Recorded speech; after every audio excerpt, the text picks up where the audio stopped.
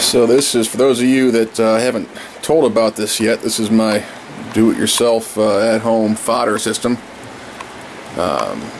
You can read all about sprouting barley seeds on the internet, Barley Fodder. Talk all about the benefits of it. We're trying to do it for a couple of horses. But it's basically you sprout the seeds, and it's supposed to go from seed to feed in 7 or 8 days, and it starts off, you know, just with your seeds that start germinating. That's I'm doing barley and black oil sunflower seeds, and this is like a day 2 tray here.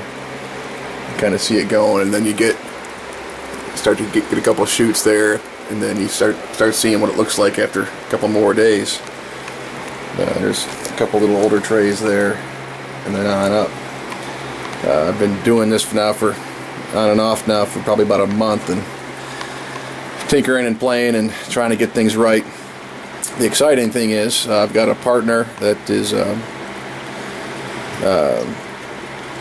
put up the money to buy a large-scale unit to feed all of the racehorses in the barn.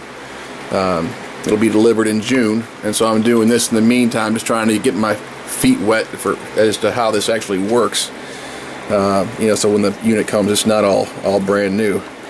You can see it grows a root base there, a root mat they call it, and you get 4 to 5 inches of fresh live feed. The horses really seem to like it. It's live enzymes. It's 95% digestible as compared to 20 to 30% of the dry matter feeds that we feed currently. You know, it's just basically giving them a little mat of fresh live feed every day. You know, it can't help but help them.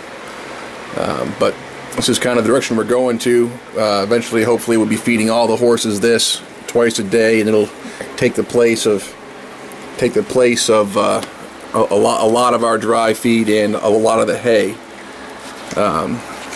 You know, it's talked to some folks that this is all they feed. Some folks use it as a kind of a supplement, but I'm hoping that it takes I'm hoping that it takes the place of a lot of ulcer medicine.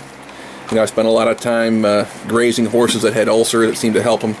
So I'm hoping that by doing this, you know, I'll be able to cut down on ulcer medicine and have healthier horses, have happier horses, and go from there. You can kind of see some of the trays as they're getting going.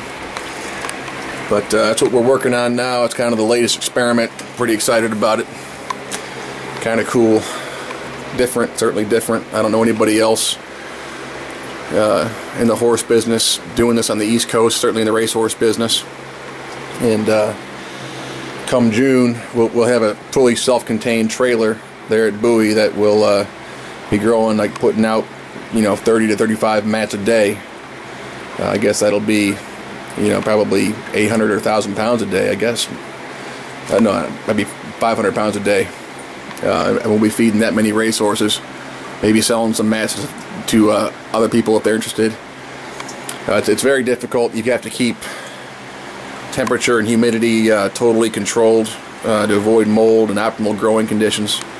You have you've got a reservoir there with a pump, and it self-waters it 4 or 5 times a day. You got the lights just to help the growing process and whatnot.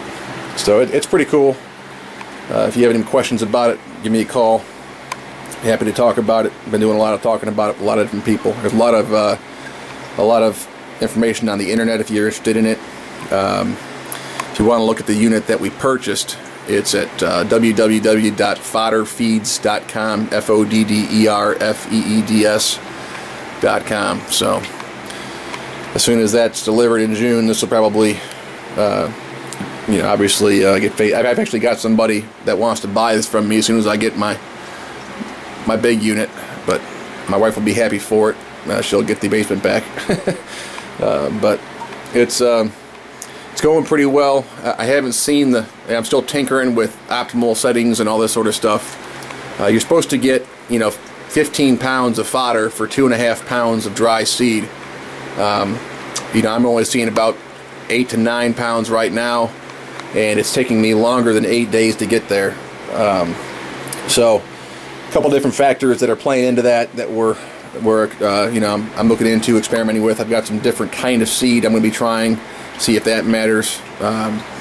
We've increased the temperature by about 5 degrees, increased the humidity by about 5% here in the last week, and that the plants have really grown a lot since the change. So, you know, it's got to be optimal to get things exactly right, and that's the reason why we bought the self-contained unit. It's all engineered and pre-spec'd and supposed to be you know, turnkey operation. So, but it's a neat project. I'm officially a horticulturist, and I'll talk to you later. Bye.